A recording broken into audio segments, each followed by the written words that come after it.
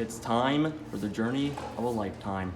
I see it, and now it's all within my reach. I see it now. It's always been inside of me. And now I feel so free. And there's possibility. And there's possibility. And there's possibility. And there's possibility. And there's possibility. Hello, everyone, and today I'm taking a look at The Call of the Wild.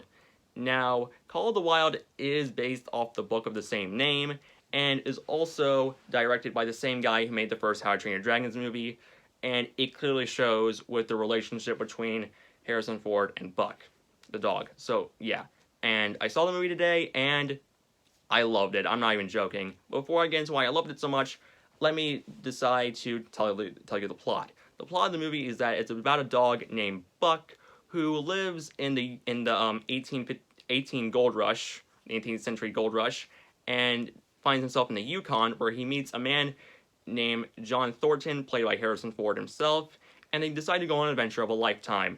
Now, I'm not gonna lie, I had a blast with this movie. It is probably my favorite movie of 2020. I just loved it so much, and here's why. First off, there is some problems I have with the movie. First off, now, I didn't mind the whole special effects for the dog, in, like, the good chunk of the movie. The only time the dog looked weird to me was in, like, the first 5 to 10 minutes of the film, where he just looked kind of weird. But after those 5 or 10 minutes of the film, he looked great, and the way they animate him looks fantastic. It feels like he's really there, and the person who did the mocap for the dog did a great job, so yeah. And also, the only problem I had with the dog in the later part of the movie was his eyes, because sometimes when they did a close-up of the eyes, it looked kind of uncanny to me, but still. And also, there is a villain in this movie who feels like that classic, the generic villain is like, oh yes, I must go for gold, that's my only character, I want gold and I want money.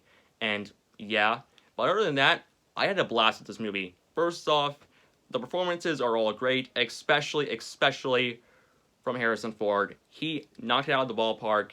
He was just great. Sure, he is that grumpy Harrison Ford we all know nowadays, but it's sort of like his performance in, say, The Force Awakens, where even though he is grumpy Harrison Ford, there's a reason for him being so grumpy, and his emotional scenes are so well done in this film. He knows how to be sad, but also be funny at the same time. In fact, that's one thing I love about this movie, the tone.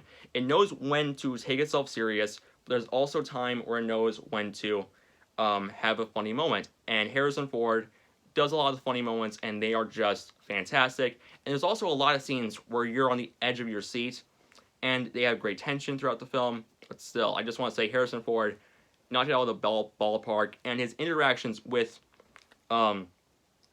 Buck was phenomenal. It really feels like Buck was a real dog in whenever they were interacting, and just Harrison Ford just did a fantastic job all around.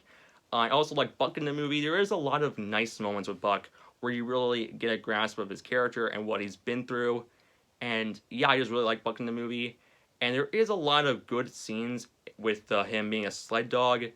It has nice tracking shots, and they look fantastic.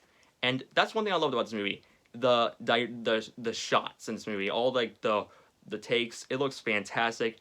And even though the guy who made this movie also made How to Train Your Dragon 1, it clearly shows between the dynamic between Buck and John Thornton. They just were great, and every scene they had was fantastic. And the emotional moments were also really good, like I mentioned earlier. The other cast members were pretty good. I didn't know this, but apparently the girl who plays Nebula from the MCU was in this movie. I didn't recognize her until I looked up the cast for this film. I'm not even joking, but still.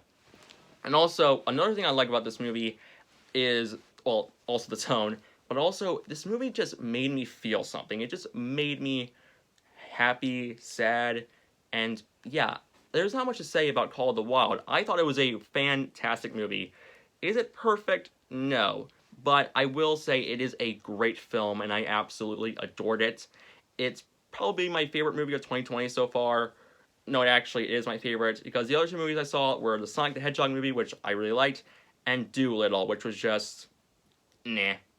But still, Call of the Wild was great, and I know that there are going to be some people who compare this to Togo, that came out in December of last year. And I'm just gonna say it right now, Call of the Wild was better than Togo. I'm sorry, but it's just that with Togo, the only stuff I can say that was really good about the movie was the direction, Willem Dafoe, the dogs, and also a lot of the tension in the film, like that scene where the ice breaks apart.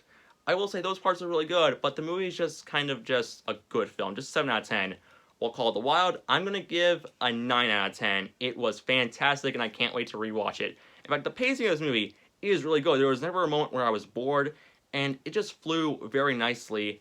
And the stuff between Togo and not Togo, the stuff between Buck and John were just fantastic. In fact, I don't know if I said this earlier in the video, but Harrison Ford's best scene is when he's writing a letter to his wife, and his acting is phenomenal. It's out of the ballpark, and yeah, but still, I'm gonna give the Call of the Wild a 9 out of 10. So have you seen Call of the Wild, and if so, what did you think about it?